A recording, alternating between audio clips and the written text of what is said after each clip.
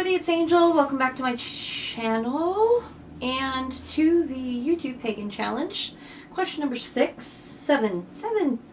How do you view sacred text slash mythology? This is how I see it, and my intention is not to offend anyone. How I view sacred texts and mythology is that it's all mythology. We really have no clue what is what. We have no idea, no clue. I don't believe that any of the sacred books or texts or anything is a definite, this is how we came to be, this is where we're going. So to me, it's all mythology, essentially. That is not to say that I don't respect that people do believe it to be true, such as the Bible, the Quran, and so forth. I respect that they believe in that. For me, they're not, there's nothing proving it. Now, I go on how I feel about things. So if I read something and I feel like I resonate with it, I connect with it, then it is my reality, my truth in that. But it's also not in stone. I could read something or learn something or experience something else that contradicts that. So I will evolve.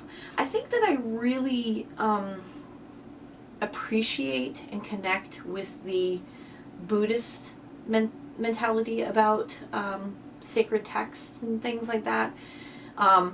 Let me see if I can find, because I'm actually reading this book right now, The Universe in a Single Atom. I am not a Buddhist. I have no desire to be a Buddhist. But I do love a lot of the Buddhist way of doing things, way of thinking. And so I do connect with that.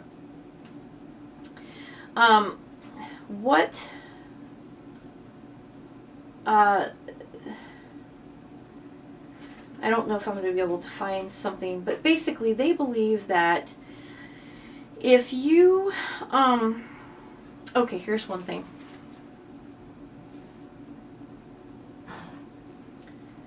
No, that's not it.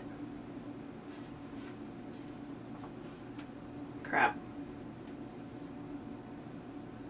Oh, no. I'm not finding it. Okay. Anyways, they believe that what you experience in life should supersede any scripture. Meaning, if you read something that is considered a sacred text, for instance, and it says this belief, okay, and everybody believes that. If you experience something in contradiction to that your experience should supersede the text. And I believe that way. That's how I feel. So in that, I think that it's that the sacred texts are not as valid as a in stone kind of thing as your feelings and your experiences are. Sacred texts to me are guidelines, just guidelines, not anything that you should take to complete heart.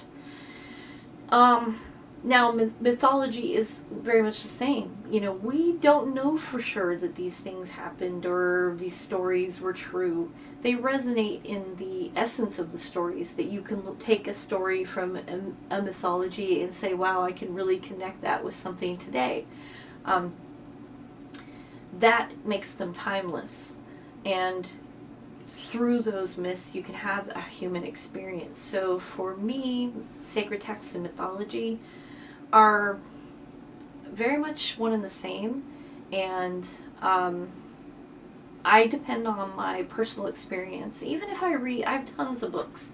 And even if I read a book and I am, there is a specific teaching of something, but I experienced something different.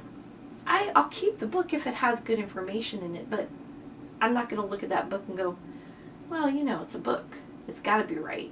I got to be wrong, you know. I look at my experience to supersede anything that I read. So, yeah, that's how I view sacred text and mythology. And again, I have very much support and respect for people who believe in mythologies as legitimate historical events. I'm very supportive of people who believe in sacred text as legitimate words of a higher being. I have no problem with that. It's their belief, and I completely support that. I don't agree. That's it. So, I'm going to do another video to get caught up with my Pagan YouTube challenge. YouTube Pagan challenge. No, I said it right. And I'll be caught up from now, I believe. And I'll just keep going after that. So thank you so much for watching, and stay tuned for the next video. Blessed be. Bye.